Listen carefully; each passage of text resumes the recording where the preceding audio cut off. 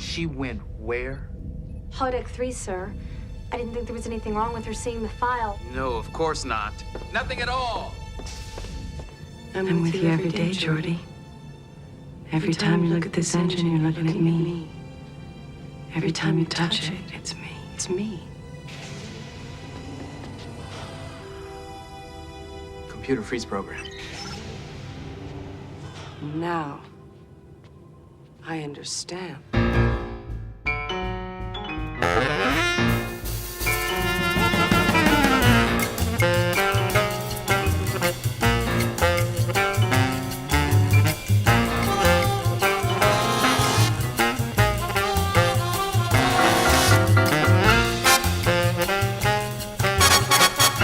Welcome to Treknobabble Psychobabble, where art, music, politics, philosophy, and especially psychology meet far beyond the stars, and where few have gone before. I'm Elliott, your resident Trek nerd, and Booby Trap. Go ahead. It's your turn. I said my thing. Oh, I thought you stopped halfway through. No, that was the joke. Okay, all right, here we go. And I'm Elizabeth, holographic projection and student of humanoid psychology. Nice. Our mission each week is to boldly tackle an idea or ideas through the lens of our beloved franchise to seek out and explore new perspectives about who we are and who we could be. This week, Elizabeth and I spent some time with the Enterprise D's chief engineer, Geordi LaForge, and discussed the unfortunate depiction of his love life, or lack thereof. Booby Trap aired in 1989 during TNG's third season. It was written by Michael Wagner and Ron Roman and directed by Gabriel Beaumont. The Enterprise finds an ancient Promelian ship emitting a distress call. The crew, especially Picard, are impressed by the Promelians' technology and evident stoicism. I'm sorry, Captain. It's just a rare pleasure to see this side of your personality. As the crew collect logs and artifacts, they find themselves ensnared in the same Treknobabble trap that originally doomed the Promelian vessel. The trap keeps the Enterprise unable to use engines to escape the area, drains energy from the shields and power reactors, and will lethally expose the crew to radiation before long. Meanwhile, Geordi LaForge is having a hard time with women. He has a miserable date on the holodeck and laments to Guinan his seeming lack of charisma. I just don't get it, Guinan. I can field strip a fusion reactor. I can realign a power transfer tunnel. Why can't I make anything work with a woman like Christy? You're doing fine with me. You're different. No, you're different. But I'm not trying now. That's my point. The Enterprise's current predicament provides an unlikely outlet for his frustration, however. Geordi needs to analyze the Enterprise's key components from the design level, and so recreates the Utopia Planitia shipyards where she was built on the holodeck. The computer intuits Geordi's immediate needs, in more ways than one, by creating a facsimile of the chief designer, Dr. Leah Brahms. To facilitate workflow, probably, Geordi has the computer imbue the holographic avatar with Brahms' personality traits from public record. Systems L452 through L575 will accept reactants, providing all other systems are calibrated to an equal factor. Computer, do you have any, personality on file for Dr. Brahms? Geordi, it's me, Leah. Don't start calling me Dr. Brahms or I'll call you Commander LaForge. Don't do that. I'm sorry, I thought it would feel good. I don't want to feel that good right now. The holographic Brahms and LaForge have real chemistry, and thankfully for the Enterprise, this chemistry yields tangible results for their predicament. Their, or rather his, recommendation to Picard is to hand over navigational control to the computer, which, in some but not all simulations, manages to get them out. Picard struggles with this prospect, but gives his engineer the latitude he needs to find an alternate solution, which he does. The answer lies in our own computer. The mind, the best piece of engineering we'll ever need. One blast of everything we've got left for a microsecond to beat the inertia, and then we shut it all down, except for minimal life support and 2 thrusters. The crew need to turn all their technology off and rely exclusively on human intuition, instinct, and the will to survive. Picard takes to this alternative and mans the con himself. This plan succeeds, and Picard orders the relic and the trap destroyed. Geordi takes this lesson to heart, but not before stealing a much-desired kiss with Hollow Brahms. So first thing, I don't know if you noticed this, Elizabeth, the little This is so stupid. But the little violin piece, did you recognize it? That they're Geordi has playing. Is it in a Brahms piece? It's a Brahms Hungarian dance because Yeah. it's like later on in the follow-up episode to this, he has some Brahms playing as one of his music alternatives for their date. Oh, I got it. Some Brahms, a piano etude. Nah, that's too corny. Which I think is a reference I to bet this. everybody does that. Yeah. Well, if you had a famous last name like that, I bet you would too. Mm-hmm. Okay. And if you're a musical nerd. And if you're a music nerd, Like we are. Like we are. Yeah. Okay, I have some thoughts. I'd love to hear what you thought about this episode. Well, I think the creepiest line award in this episode actually goes to the holographic Leah Brahms. You know, at the end, she's like, whenever you're touching the engine, you're touching me. And I'm like, A, what a guy fantasy, and 2, cringe. What? Yeah, there is... Well, first of all, the Enterprise computer sure is intuitive. You remember the episode, I'm going to get this wrong, 11001001, with Riker in the New Orleans holodeck simulation with Minuet. Do you remember that from the first season? I do remember that. And, part of it's not worth going into now, but somehow it creates the perfect woman for him. I know you're a computer-generated image, but your smell, your touch, the way you feel, even the things you say and think seem so real. How far can this relationship go? I mean, how real are you? As real as you need me to be. And then in the second season, it creates Moriarty, who I guess is coming back in season 3 of Picard, which is weird, but whatever. Intuits from Geordi's line. Computer, in the Holmesian style, create a mystery to confound Data with an opponent who has the ability to defeat him. Create an adversary capable of defeating Data. An answer to power, sir. Goes full Just does hog it. on just like, I'm going to make a lot of assumptions about what you need from this character. So too with Dr. Brahms, does it make a lot of leaps? It's like, yes, of course your engineering consulting program needs to give you a back massage. And Right? yeah. And just and like smile at you coyly. You know, it's just like there's a lot of things that are very convenient about the like version of Leah Brahms that the computer creates. You know, and it's like I like the fact that you're calling it computer intuitive, which is a little subversive. And you can read into like how much of that is the computer versus the writers, you know, but like it's a whole thing. Yeah. But it's really interesting how the computer makes her into something way more than she needs to be for this situation, and 2, just how Geordi, I think Geordi also influences that a little bit. You know, it's almost like, what does the computer think he needs, and that's what the computer gives him. So in a way, it's Geordi's fantasy that is creating the holographic projection, which doesn't just happen in sci-fi. Like, real people do that in real situations all the time. Make people into what they need them to be, in other words? Yeah. Yeah. Yeah. We are all the center of our own universes. That much is very true. Main character. So besides Guinan's little chat with him, and I think Dr. Crusher has like a couple of lines related to the plot, this whole episode is very male-gazy, but not in the way we usually talk about that. It's, yes, Brahms is certainly objectified in this particular way, but that's not so much what I mean. It's more like there's this sense that Geordi's particular problem of feeling like he can talk to computers, he can talk to the engines, he can relate to this technology, and Picard's parallel thing about like model airships. I used to build them when I was a child. My God, and I bet I had a Chameleon battle cruiser, too. It is exactly as they left it, number 1. In the bottle.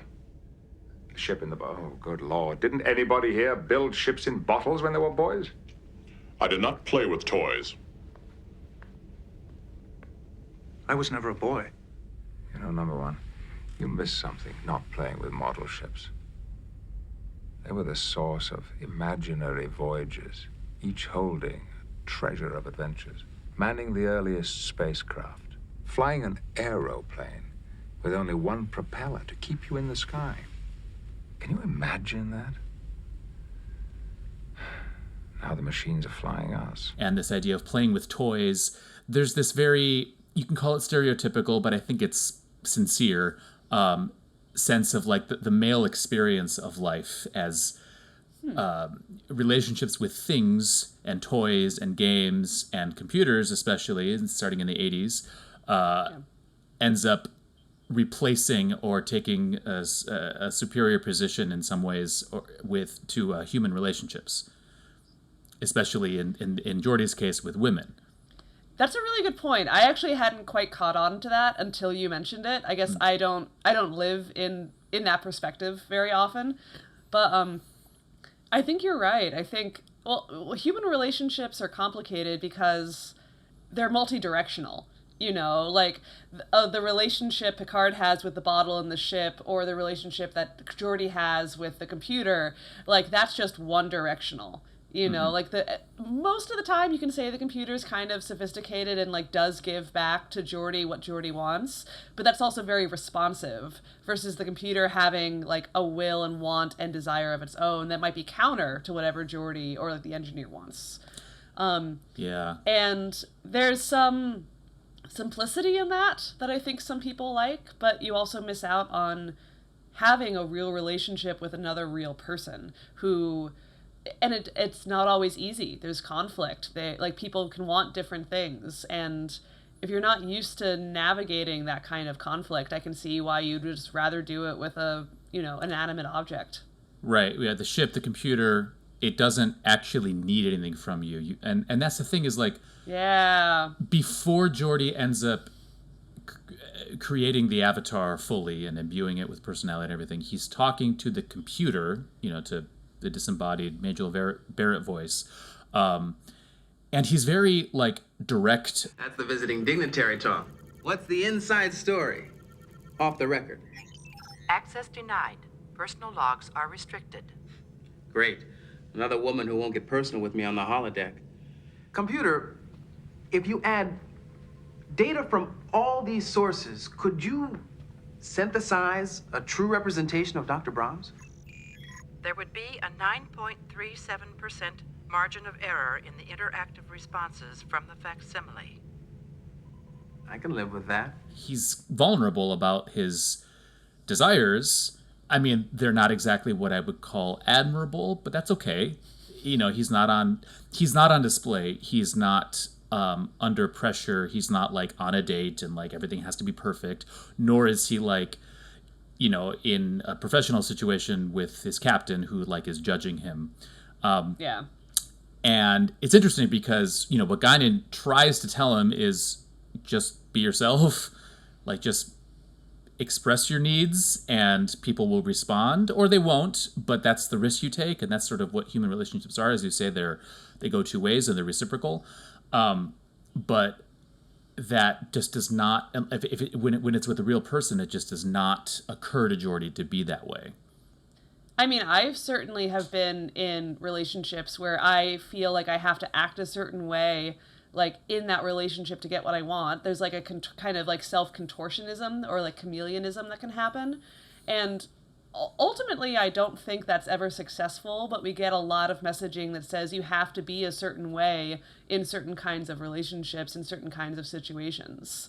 And I think I can understand the, I need to act this certain way because otherwise I don't think I'll be able to have the kind of relationship I want.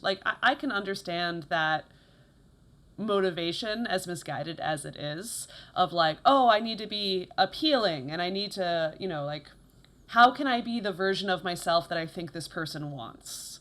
But if that's what you present to somebody else, you're not presenting your real self, and it's impossible to have real intimacy and real vulnerability. And that's the scary part. What if I actually show up as myself and they still don't want me? Mm-hmm. I'm going to ask you this probably a few times on this episode, so forgive me for putting you on the spot. But I am a gay male, and I can relate to a certain extent with Geordi here, but what I want to know is, in this particular case, the opening scene with Geordi in the holodeck with Kaplan, I think her name is, the ensign he's trying to get together with. Obviously, it's a disaster. But other than the fact that it's like a lot, the violin and the beach and all that. I'm sorry. I think I better go back. But too chilly? I could turn down the breeze. No, it's been a lovely program, and Yeah. you're a terrific guy. Yeah. I just don't feel that way about you. Yeah. If you were in that position, if Geordi or someone asked you on a date in the future and took you to this situation, like what for you is sort of lacking, or what is the problem with Geordi's approach to this from your perspective? It's ingenuine. It's a farce is the word that came to mind first, or like an act. It's like it's maybe even a little love bomby. Do you know what that is? No. What's that? Love bombing is when in a new relationship, like one partner just gives a ton of affection, a lot of gifts, like it's just like overwhelming you with affection and care and like all these things that you think you want. And in the real world, they kind of like ghost you after that. It's like it's kind of a manipulative thing. But in the case of this episode, I get the sense that like Geordi is doing everything he thinks he should do, but it's actually not coming from a really genuine place. And I think people can feel that. I think the ensign in this situation can feel that. I also, I think this episode is dated in more ways than one, but I think the character of the ensign is also showing, like, oh, it's hard for women to say no, like, we're supposed to go along with things, and it's a little problematic, I think, also in the way, like, she's responding to Geordi. Like, I think I would hope that women in that position would have called it a lot sooner, rather than, like, going along but not really saying anything and cringing and being a little passive in their communication about, like, how much do I need to shut down before you realize that I really don't want to be here, versus being really direct about, like, this isn't working for me, I'm sorry, I see. So because he obviously went to all this effort, it's like she humors him up to a point, which isn't well, it doesn't do him any favors, right? It's like, yeah, maybe he put a lot of work in, but it's like, if it's not going anywhere, why draw it out anyway? It's not. Yeah. In addition to being passive and problematic, it's also not particularly kind to him.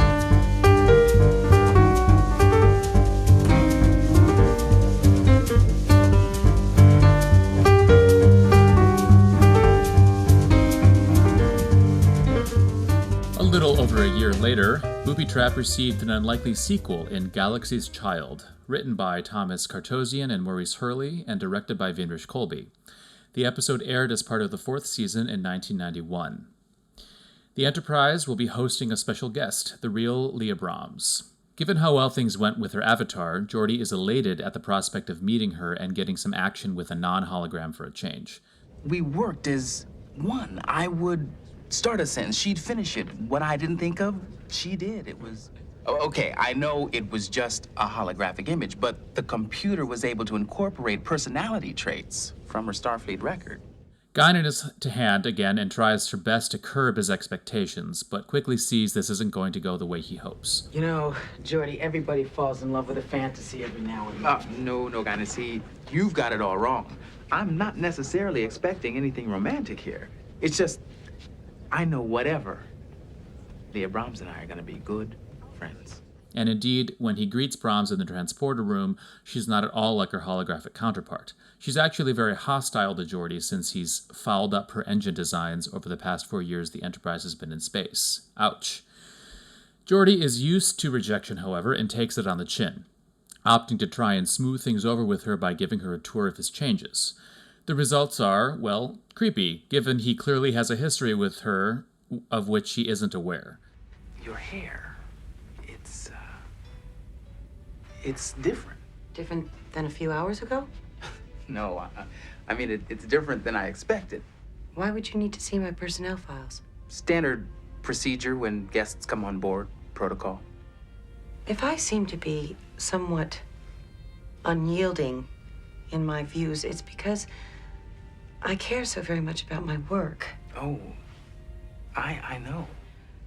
When it comes to my designs, my engines, especially the ones on the Enterprise, It's like they're your children. Yes. Despite the fact that she seems to share his predilection to be more comfortable with technology than other people, she gently rejects his romantic advances. He remains pretty undeterred until she drops the bomb that she's married, something the computer failed to account for, it seems, in its holographic depiction of her. The low point for Geordi, however, comes when Brahms stumbles across his old program of her and is, understandably, pissed the fuck off over being an unconsenting model for a holographic sex doll. It's not like that. I swear. I'm outraged by this. I have been invaded, violated. How dare you use me like this? How far did it go, anyway? Was it good for you? Amazingly, Geordi manages to frame this whole situation as her fault. I've shown you courtesy and respect and a hell of a lot of patience. Oh, no, wait a minute. I'm guilty, okay? But not of what you think. Of something much worse. I'm guilty of a terrible crime, Doctor. I offered you friendship. Yeah. Once again, there's a seemingly unrelated plot for the Enterprise to get itself up to. They've encountered a giant space-dwelling life form. Although Picard attempts a passive examination, the creature feels threatened, attacking the Enterprise. Picard is forced to fire on the creature, killing it. Picard is beside himself with regret. We're out here to explore, to make contact with other life forms, to establish peaceful relations, but not to interfere. And absolutely not to destroy. But there is at least some reconciliation to be found. It turns out the creature was very pregnant, and its offspring is still alive. Using the phasers, Dr. Crusher frees the infant from the corpse of its parent, but this leads to a secondary problem as the creature attaches itself to the Enterprise in search of energy. Brahms and Geordi have to team up again, sort of, to avert the crisis and save the ship, as well as deliver the infant to a suitable home. The pair share a laugh over a drink, and, again, amazingly, she apologizes to him for her behavior. I guess I came here with my own set of preconceptions about you. In at least one future timeline, she divorces her husband and remarries Geordi. Leah's got a few friends at Starfleet Medical. Word gets around. Well, my cooking may not be up to Leah's standards, but I can still make a decent cup of tea. The end. Yeah, this episode, like many in the beloved Star Trek universe, is so dated. Like, there's no way this episode would be written today. Like, after the Me Too movement, there's no way that perspective would get past, like, whoever approves whatever stories are told these days. Definitely not. I'm not fully sold on the idea that the only thing that makes this episode not work on that level is its datedness, because there are episodes of the original series which are clearly dated in their attitudes towards women that still work. Like, yeah, the particular views of things are not what we would feel today, but the chemistry is sincere and there's like the motivations make sense. I guess maybe I'm totally ignorant of the way people thought in the early 1990s, but I feel like even then, the idea that, like, she clearly, the episode frames her stumbling on his holographic thing with her as, like, she is in the right for being pissed off. Like, totally. She feels violated, and she's outraged, is what she says. And he turns it around on her by making it about her not accepting his friendly advances, even though it's established he was only being friendly because he wanted to get in her pants, because she didn't realize she was married. So there's nothing in the episode that actually justifies Geordi's perspective. It's just like him deflecting. I mean, I don't know how else you can see it that way, no matter when the episode is written, and yet she feels bad because his feelings matter more than hers. Oh, somehow. Yeah, you hit it right there. I agree with you, but just to be devil's advocate for a second, there's like two different ways that you can view this episode, or at least view Geordi. One, I think, is like the really innocent way, where this really was a working collaboration, a working relationship. He had these ideas and fantasies and like innate attraction, but nothing ever happened.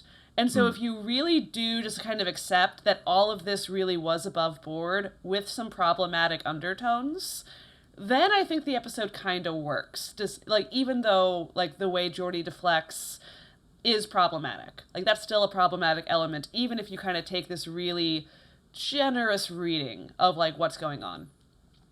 The other way I can read this is, of course, there's something really gross going on. Like, early on in the episode, when Picard tells Geordi that Leia Brahms is coming. Well, this is terrific. It is? Well, I mean, I've studied her schematics for years. I'm like, that's creepy! If you replace schematics with something else, it's well, really and remember creepy. we established that Geordi kind of fell in love with the Enterprise through the avatar of Leia in the last episode. So I don't think you have to read too far to make that connection. Yeah. It wasn't really her he was falling in love with. It was the Enterprise being filtered through some version of her. But that wasn't what was behind it. Yeah. We want to be empathetic in all regards here. And I am empathetic to Geordi, despite being really frustrated with the way he's written in these kinds of stories. Yeah. And with respect to what you say, like, yes, there is a difference between whether, we saw him kiss Leia, the holographic Leia, at the end of Booby Trap, which, again, she's a hologram, and people have sex with holograms all the time. That's one of the things they're there for, but she's a hologram of a real person who doesn't know she's being... that's a whole other thing that's unfortunate. But there is a difference between it went that far and then he shut the program off and he's like, oh, went too far.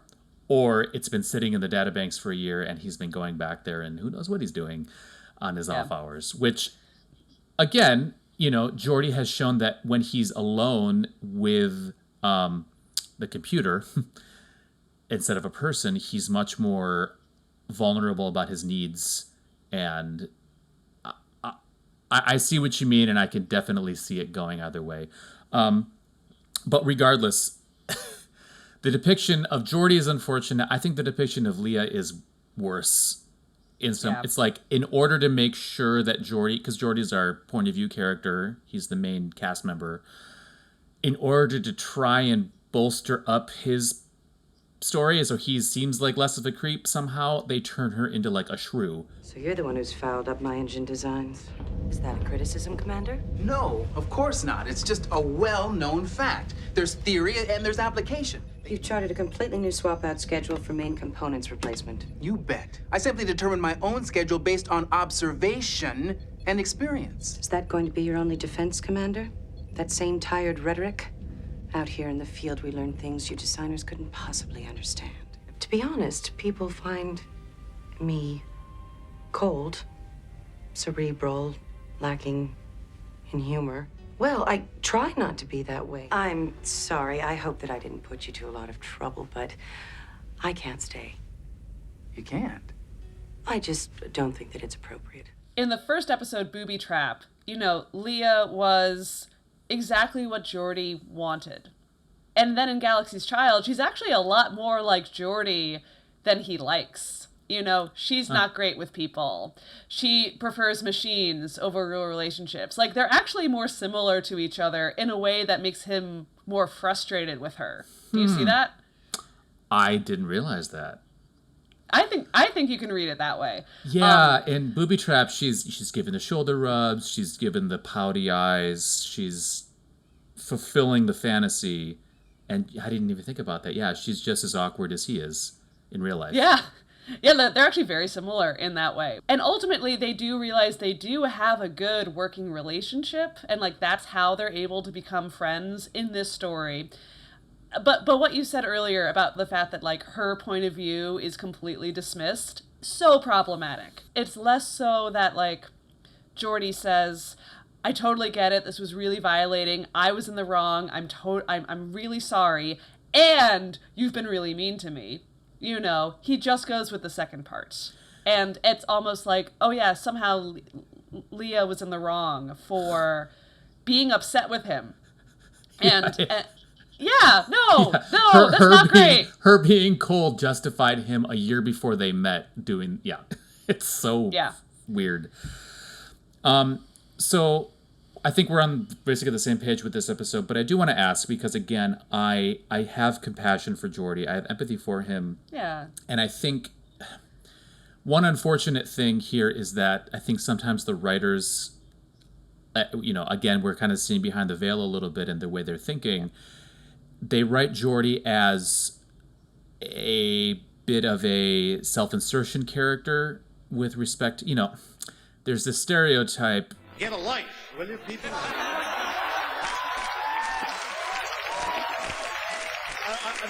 mean, for crying out loud, it's just a TV show. I mean, look at you. Look at the way you're dressed. You've turned an enjoyable little job that I did as a lark for a few years into a colossal waste of time. There was a point in time, it's hard to think about now, but when being a nerd wasn't really great.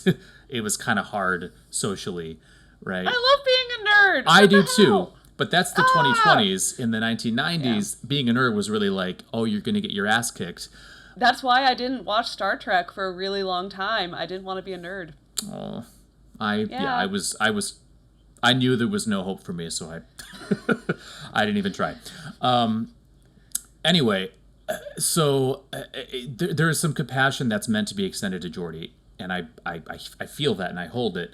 Are you saying, like, Geordi is kind of a stand-in for the audience?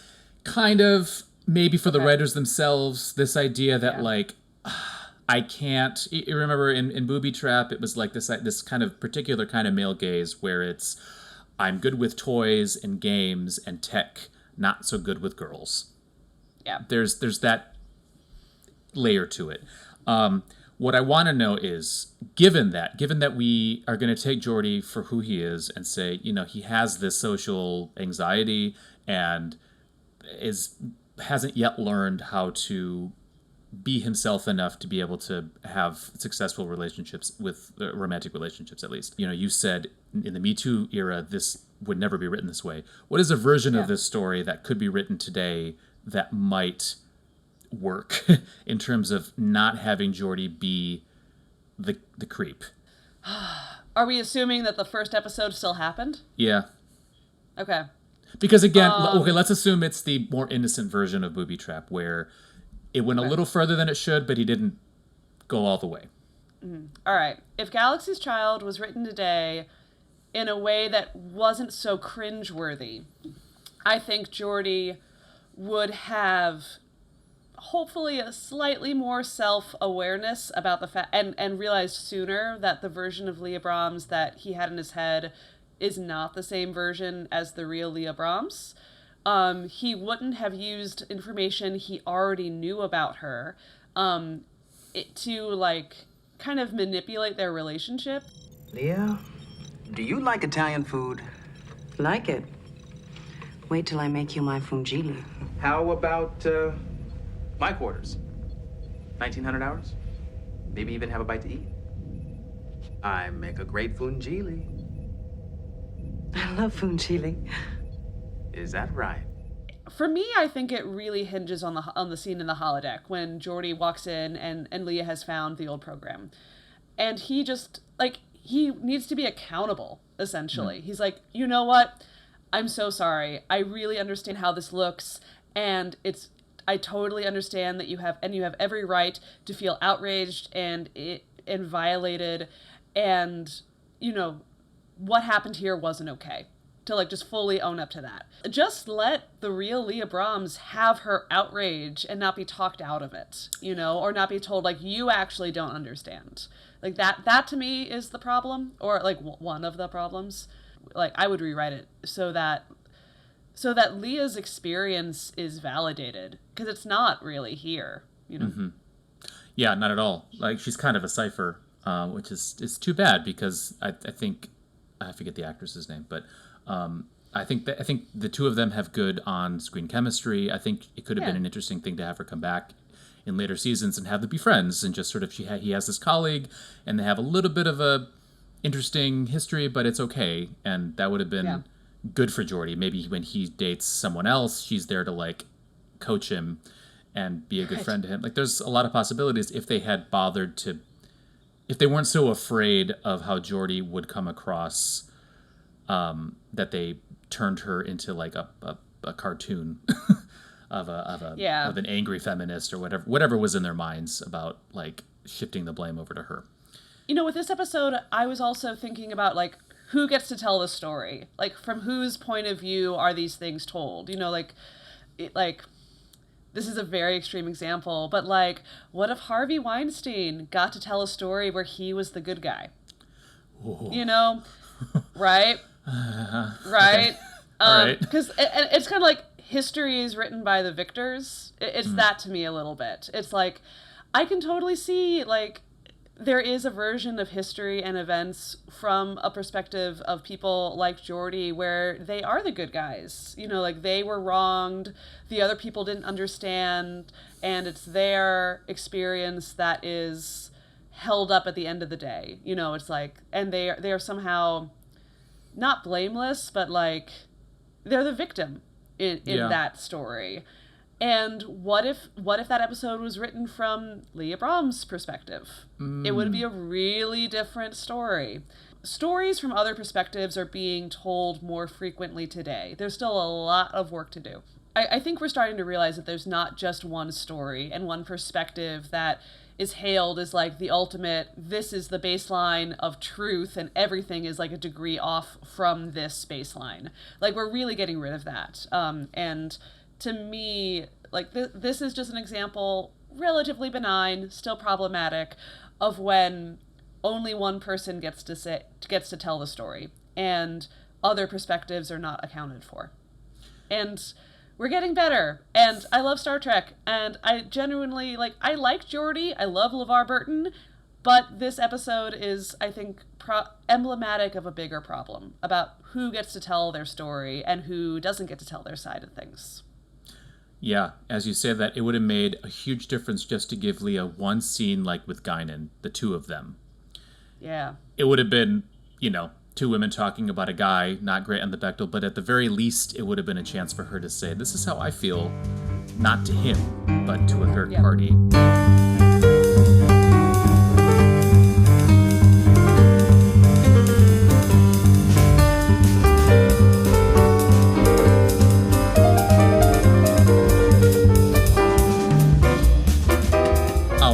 Episode comes from the 6th season in 1993. Aquiel was written by Jerry Taylor and directed by Cliff Bole. The Enterprise discovers an all but abandoned Federation subspace relay station with evidence pointing to murder: a missing shuttlecraft, a pile of organic residue, and a dog hiding in the ductwork. The remains appear to belong to a Lieutenant Aquiel Unari. While Crusher investigates the organic remains, Geordi remains on the relay and begins playing Aquiel's logs. As usual, there's a double-edged sword to his antics. On the one hand, he's being a weird creep again, this time falling for a dead girl through her personal logs. Logs accessed. Begin playback. Shiana, you always said it looked great in a wig, so here it is. What do you think? Definitely not you. But the logs also reveal information that aid the investigation, beginning with the reveal that there was a Klingon officer involved in the incident. Eventually, the local Klingon governor hauls Aquiel, who is clearly not dead, into the briefing room. She tells the room about how the other Starfleet officer, Rocha, attacked her before she was able to escape in the shuttle. But her memories are contradictory and incomplete. Anyway, Geordi is all too happy to reintroduce her to her dog, whom he's been sheltering, and wine and dine her in 10 forward. Things once again become awkward as he reveals he listened to her personal logs. My family lived in the same house for 5 generations. The one on the hill. How do you know about that? Well, to be honest, when we thought you were dead, I needed to review your logs and personal correspondence. Meanwhile, further investigation points to her story being fraudulent. She's now the chief suspect in the murder of Rocha. Given the fact that, well, he's Geordi, he is instinctively defensive of her in the face of the accusations. Now, wait a minute. We haven't even established this phaser as the murder weapon yet.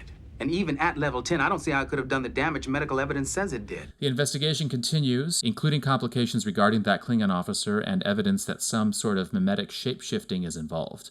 Unari and Morag, the Klingon, are suspected, one of them, of being a coalescent life form, mimicking a creature they had absorbed, abruptly ending Geordi's developing romance. But it turns out to have been the dog all along. Yeah, really.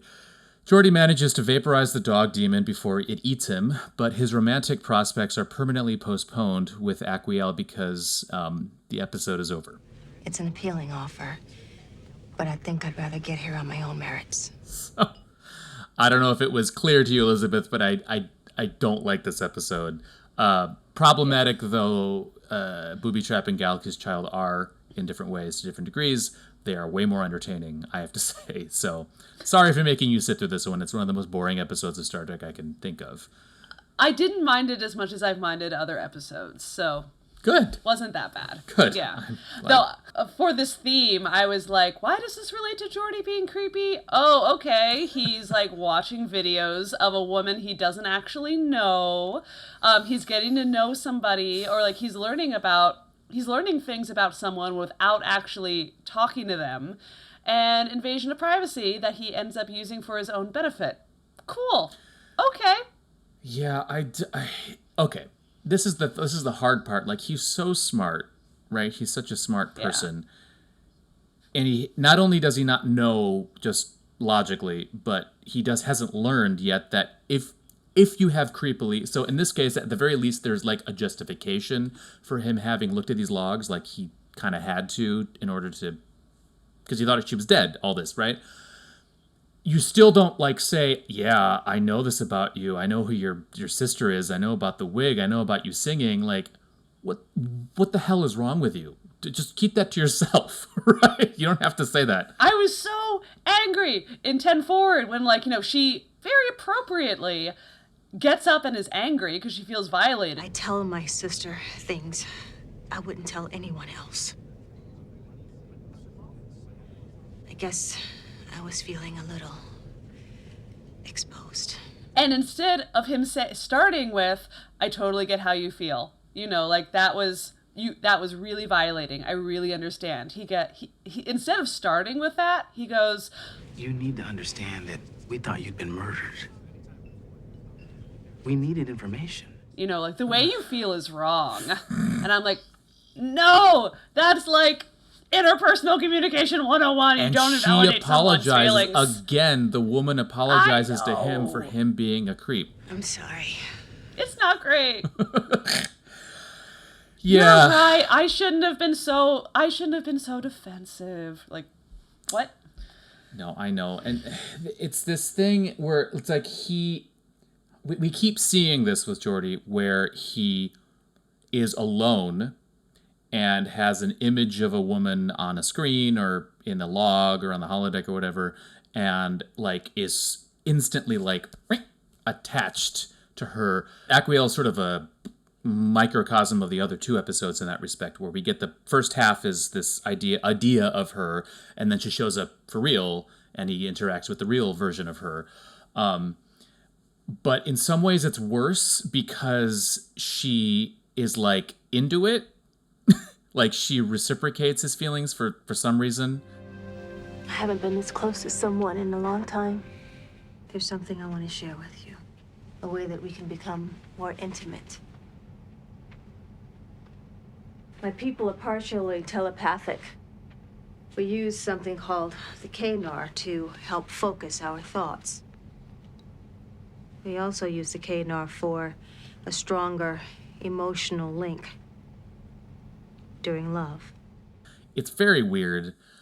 And I don't love the idea that the lesson here for Geordi seems to be like, just stick with it. Just stick with your creepy bullshit, and eventually someone will come along who's so traumatized that they will reciprocate your feelings, at least for a little bit.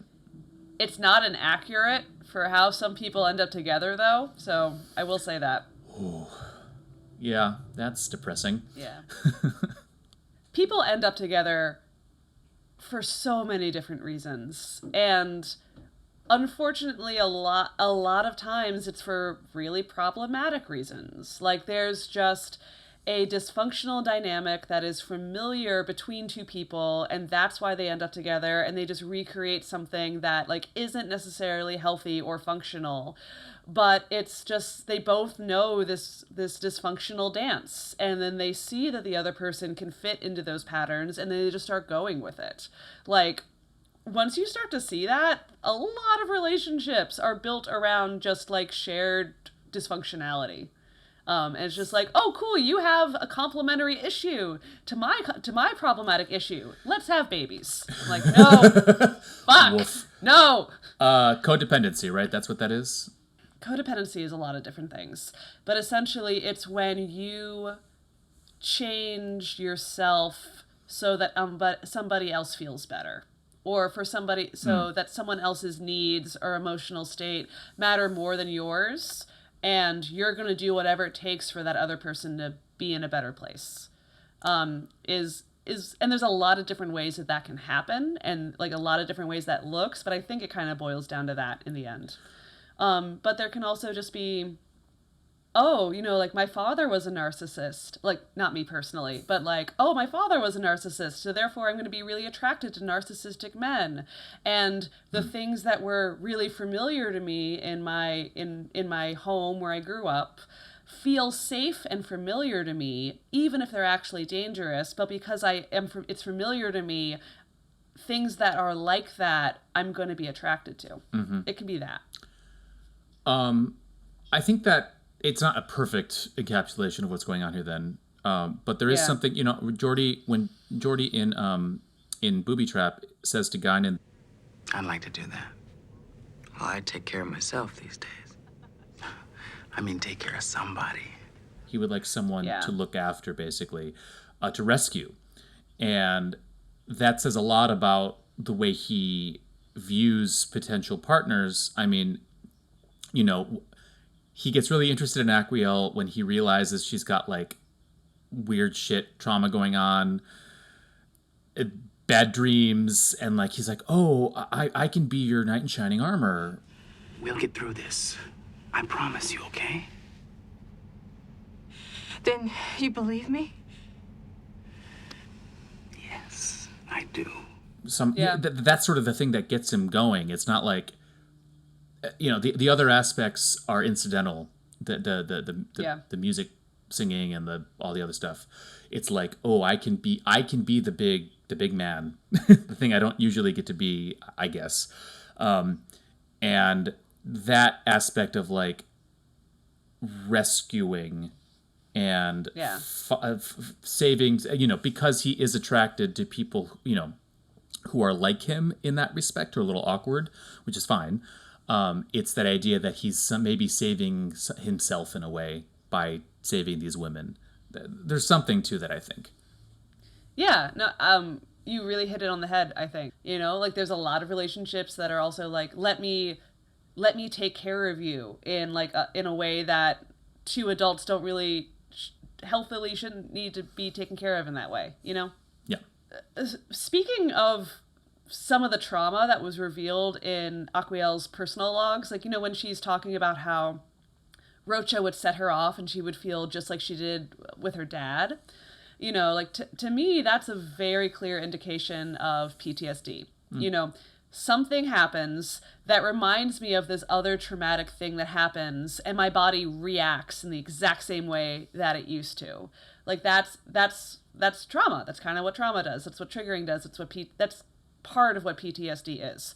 And so to me, that makes a lot of sense that the way Rocha is acting makes her feel like this scared little girl, and like the exact same thing's going to happen again. And I also find it interesting what happens later in the episode about the fact that she can't quite remember what happens after Rocha attacks her. All people have what's called a window of tolerance for like the amount of stress that we can kind of handle. You know, it could be like studying for a test, or like, you know, a minor car accident, or, you know, just like things that kind of like will raise the peak in our like stress level, essentially. We all have a window of tolerance where we can deal with that.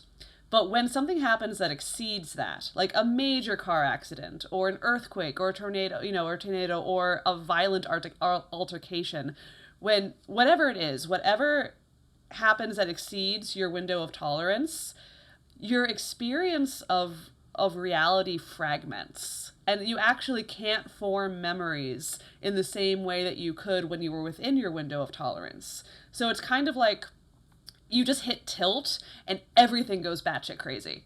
Essentially is what happens in really, really traumatic, stressful events when you exceed your window of tolerance. And so when Aquiel says she can't remember what happens, that is actually what happens when you go through a really traumatic experience. You can't form memories in the way you can under normal circumstances. And a lot of trauma recovery is kind of piecing together your memories. And so like the whole like sci-fi explanation about like that. Remember when you said you felt like the memories had been drained right out of you? Well, that's probably exactly what was going on. Then maybe I did take the phaser. Well, whatever happened, at least you got away before the process took hold. Didn't need to be there. Like, there's actually a very real physiological, psychological reason why someone wouldn't remember every single detail of a traumatic event. That's so disappointing to hear. I mean, yeah. Things are the way they are. I just mean in terms of the episode was written because her memory loss, which, as you just explained, is a perfectly reasonable thing to have happened, both in what she thought happened, where she got attacked by Rocha, or what did happen, which is getting attacked by the creature, the mimetic creature. Yeah. That trauma would lead to memory loss. That in and of itself would be fine. But her lack of a clear memory of the thing is what makes her a suspect in murder. It's like it's problematized to the point where it requires a sci-fi explanation to get her off the hook. Oh, that sucks. Yeah, it does suck. It's also historically accurate. I need to double check the timeline of it, but I think by the 90s, people knew what I was talking about. So I do think this episode is a little outdated just in that respect. But earlier in this it's relatively new information that people have started to acknowledge that during traumatic events, you can't remember things. Mm-hmm. Like, it actually used to be, well, if this really happened, you would remember it. Like, it's only I think it's like within the past generation or two that we've actually established and accepted that during traumatic events, memories can't be formed in the normal way. And that's actually part of what defines whether it was traumatic or not, was like, can you remember what happened? If you can't, there's probably that's a good indication that something really bad happened. This is a subject I would love to come back to at some point. There's an episode of Voyager from, 5 years after this, called Retrospect, where 7 of 9 is dealing with a similar thing, and it's very much about the idea of trauma and memory.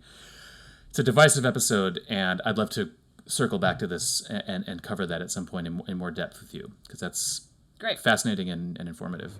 It doesn't matter. Coven is guilty. 7. There's no doubt in my mind that you believe what you're saying, but is it possible, just possible, that the memories you and the doctor recovered aren't accurate? You know that's not right. Tell them. Everything led me to believe that you were a victim. And we can't ignore the fact that this evidence supports Coven's story, and not yours.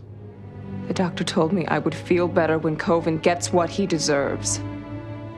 I want him to be punished. I won't settle for anything less.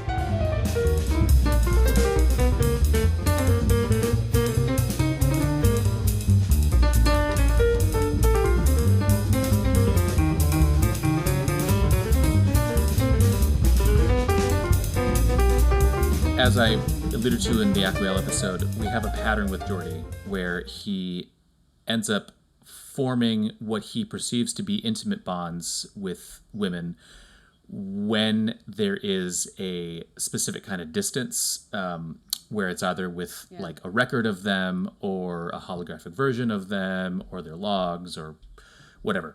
And when he's confronted with real people, it tends to fall apart unless there's some other underwriting trauma going on.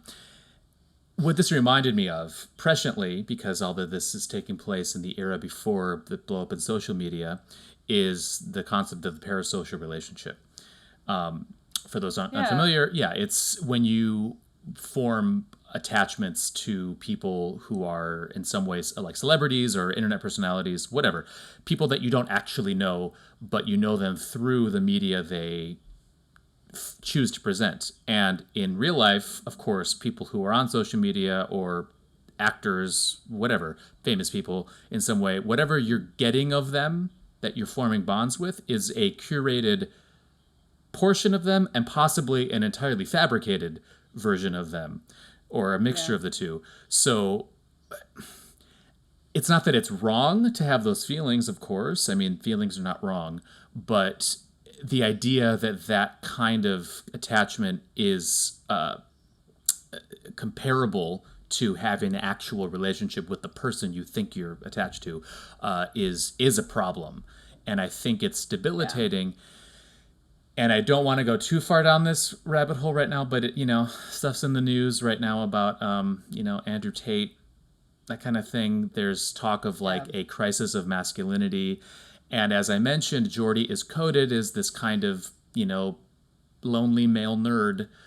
And there's something in here that speaks to me about this idea that when men their socialization is being usurped by these parasocial relationships, particularly lack of intimate connections with real people, it can develop problematic behavior.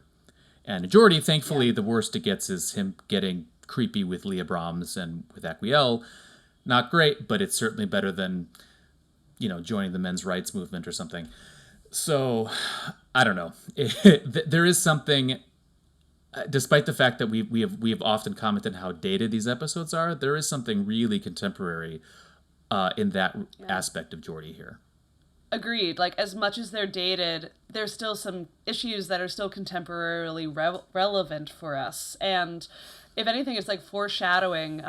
You didn't mention this part of contemporary social issues, but there's the whole incel movement that's happening right now, which Geordi's very far away from that, but there's a hint of it in there, and it's scary and it's problematic, and it's how dare these women not be what I want? What's hard about that conversation is that what it requires, in my opinion, is universal compassion.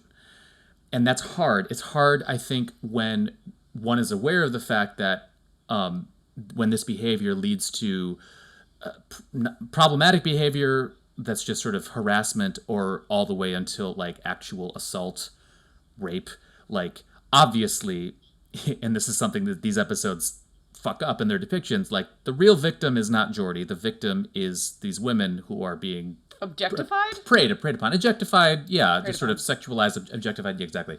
But there is still room, I think, even with that knowledge, to have some compassion for the Geordi, whatever the Geordi is in this analogy. Because it is unfortunate that he has these insecurities, and I think just saying, well, Geordi, we titled this Geordi's a creep because he is, but he's the creep who's your friend and you want to be better, as opposed to saying, well, you're a problem, dismissed, fuck off to the basement, Yeah, so I want to respond to a couple points that I hear you saying, and one is this sense of the directionality of relationships and the actions that affect people. I think a lot of people have this sense that life is happening to them. And what we sometimes call that in the psychological world is this do or done to relationship. I am doing something to you, or something is being done to me. And there's a little bit of passivity in that kind of relationship where I have and you could also think of that as a little bit of victim mentality of this thing is happening to me and I have no agency, I have no control, there's nothing I can possibly do in response to what is happening to me. And so it feels very much either this other person is imposing their will on me or on you, or I'm imposing my will on you. And like, so there's that kind of one directionality in that way. And a lot of people experience their life like that. But ultimately it's an illusion. Like that dynamic is a false illusion and organizing principle as to like what is actually happening between people, which is intersubjective.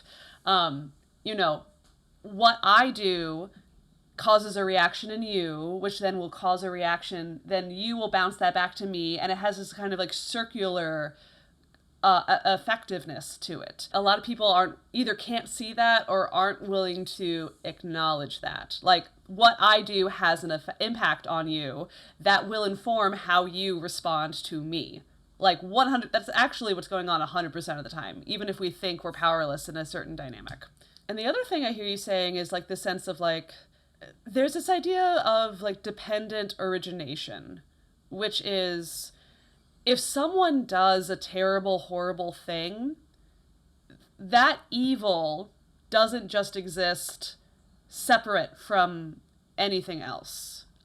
Like if someone, when you look at like the personal history of criminals or people who have done really, really terrible things, if you go back far enough, there's honestly usually something terrible that happened to them.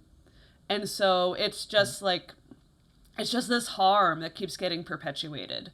And it's kind of preventing that original harm from happening that has that downriver effect. You know, like there's studies that have shown that like, if you can give a lot of early childhood interventions, especially in communities that are beset with like poverty and social injustice. And so I just wanted to like bring that in as we're talking about Geordi, who like, how can you see them as a whole person with flaws who did something problematic, but it might be tied into something that they were lacking and needing. We have to remember like somewhere along the line, something happened to these people that caused them to behave in terrible ways.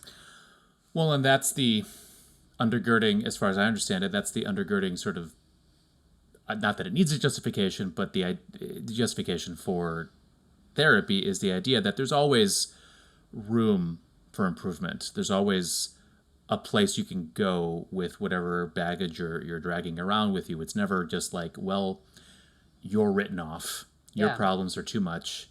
There's always somewhere to go, even if maybe you're not going to go as far as other people would hope you would go. Mm-hmm. And I think the two things you just said are related to each other in terms of their multi-directionality. You have multi-directionality of personal relationships where you get some of what you put in, and that comes back to you, and that's important to always be aware of. But also this idea that works temporally, that you can, your past informs your present, but you can retroactively go back to your past and have sort of corrective behavior and therapy and work through those issues so that your present then it changes and your perspective changes. I think that's good. It's something I hope, we're going to see Geordi in Picard, and that show's been a massive disappointment. You broke them into this too?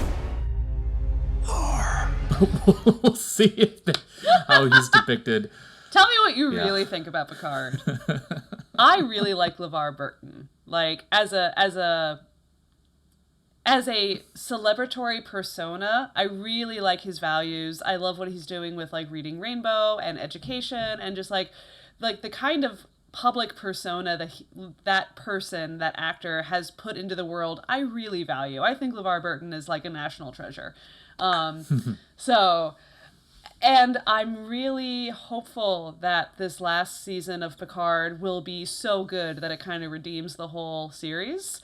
And I'm really curious to see what LeVar Burton, what influence he's able to have over that character. And so, fingers crossed. Yeah.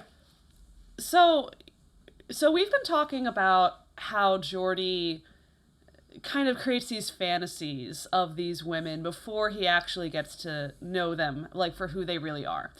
And there's a lot of problematic elements into like how and why that has happened in these particular episodes. But what Geordi's doing is actually something that like all of us do, which is we create this just ideal fantasy toward our romantic partners. Oh, you're like this. And, you know, when we feel just like that immediate attraction to somebody who we don't really know, often what is happening is a kind of projection. And it's a very specific kind of projection if you're taking a Jungian lens to it, which is that you're projecting your anima or your animus onto your romantic partner. The idea is a little gendered. If you're a woman, you project your animus. If you're a man, you project your anima. But that's only in heterosexual relationships. And there's like a lot of like modern work that's being done now on like how does that work for homosexual relationships? How does that work in like a non-binary term? So things to look forward to. But like historically, it's kind of in this gendered heterosexual way. So the idea is that for every single person, you know, like you, Elliott, and me, Elizabeth, like who we understand ourselves to be in the I sense of our identity, you know, in the ego, in the what makes me an individual that is separate from everyone else, you know, what is uniquely me. So if you take that entity innately has its opposite, which is just the opposite of everything that you are. There's like a complementary other that is the mirror, but is also the opposite of who you understand yourself to be. When you add those two halves together, you get closer to the whole of your full psychic experience, which we are innately cut off from because we are individuals. You know, like, and it's part of this kind of like mystical reunion is to like, if you can have a relationship with the other that is also you, you get a glimpse into a different experience of yourself, which is more related to how you connect to the rest of the universe. It's kind of like, it's the lock and the key. And if you can find your lock or if you can find your key, it opens up this like mystical experience for you into a different sense of wholeness, into a different sense of self, into a different understanding of who you are. That other is the anima animus, is what it's called. It's the Latin word for soul, you know. And that other half, like often we don't realize that like that's who we are. It's like the opposite. Again, like I think of myself as a woman, and then the part of me that identifies as masculine, that identifies as all these other things which I actually don't think I am, that's my animus. That's the other half of me that I don't realize is me. Which is why you seek it out? Which is why we seek it out. Which is why we seek it out, because we are pulled toward that sense of wholeness. We're attracted to the things that we think we're lacking. We project that sense of idealized complementary other onto our romantic partners. And so when you like, you know, see someone walk in a room and you're just like, oh, I'm love at first sight, you know, like there's always a hook. There's always a reason why they're able to take on that projection. It's not just like a blank slate, but we assume we know who that person is in such a romantic, idealized way. And like, that's how most relationships start. You know, it's just like, who are you to me? Who am I to you? We like have these fantasies about each other. Not what you hope for, huh? Hope? Guinan.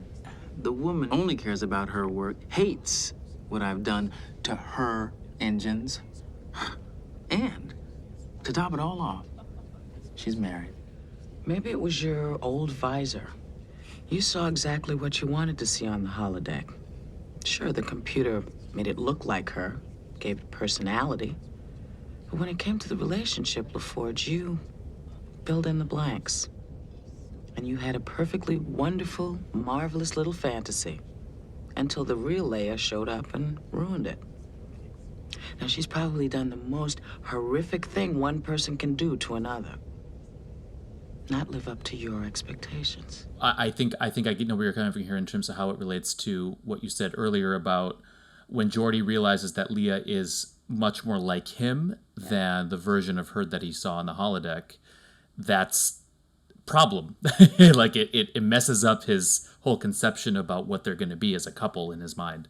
Yeah, and when you think about Leah in the holodeck version of her, she was suave. She like knew all the right things to say. Wasn't she kind of like what Geordi wished he was? Yeah, able to charm Kaplan and just have all the right moves. Yeah. Because they can't both be the nerd. That doesn't work. Well, it does, but yeah. It does, yeah. Well, like I think we see ourselves in our romantic partners, and we see who we in the fantasy. We see who we want to be, and we also see who we are. And it's whether or not you like what you see. Now that you've met me, am I what you expected? Actually, I'm not sure. The woman I saw in those logs is very complicated. I think there's more to you than meets the eye, Lieutenant. Instead of giving the power away to somebody else to say, like, you give this to me and I can't have it without you, how can you actually kind of like take back that projection to be like, this is actually part of who I am, and I gave it to you and now I'm going to take it back. We all have these like lies we tell ourselves, these illusions about like who we are and who other people are and the kind of lives we have. And like, we kind of need that to soften the harshness of reality. I was afraid of a junior wolf. I am George. It's one of the contradictions, I think, of being alive, is that we all are trying to get as close to a sense of what is real as we can, but we can never fully get there, and we need our illusions to fill in the gaps. But at the same time, if we don't have those illusions, it's like worse.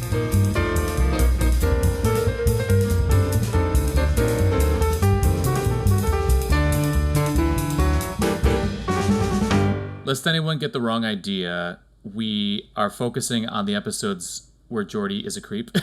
But in addition to what you said about LeVar Burton being wonderful, Geordi is a wonderful character for the most part. Like, there are lots of... We didn't touch on any of his... I was thinking about this when you were talking about, like, people having histories and family trauma that lead to their behaviors. There's episodes dealing with... there's a great episode where Geordi has like his mind brainwashed, and we deal with his he has something called identity crisis with his past, and there's stuff with his mom in the last season. There's lots of stuff with Geordi, and especially his friendship with Data. Like, he's great. We love Geordi. Please don't take this episode as a condemnation of him as a character. Yeah, or like as a monolith. Like, this is all he is. Exactly. Yeah. But when it came, for reasons that we touched on about just maybe where the writers are coming from and some stereotyping, when it comes to Geordi and women, at least in the TNG proper series, it's not great. But still interesting to talk about and very insightful to get your thoughts as always, Elizabeth. Thank you for that. We are going to take a bit of a left turn for next week and talk about non-monogamy. Okay.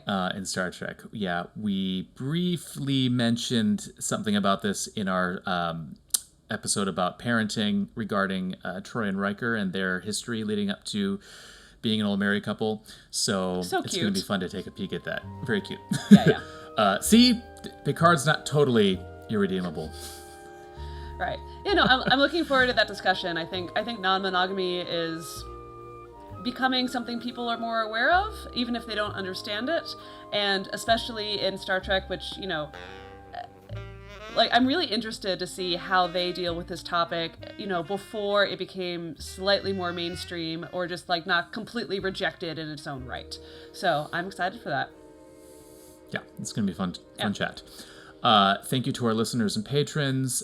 Please comment, like, subscribe, all that good stuff. We're always trying to grow the channel and reach new audiences.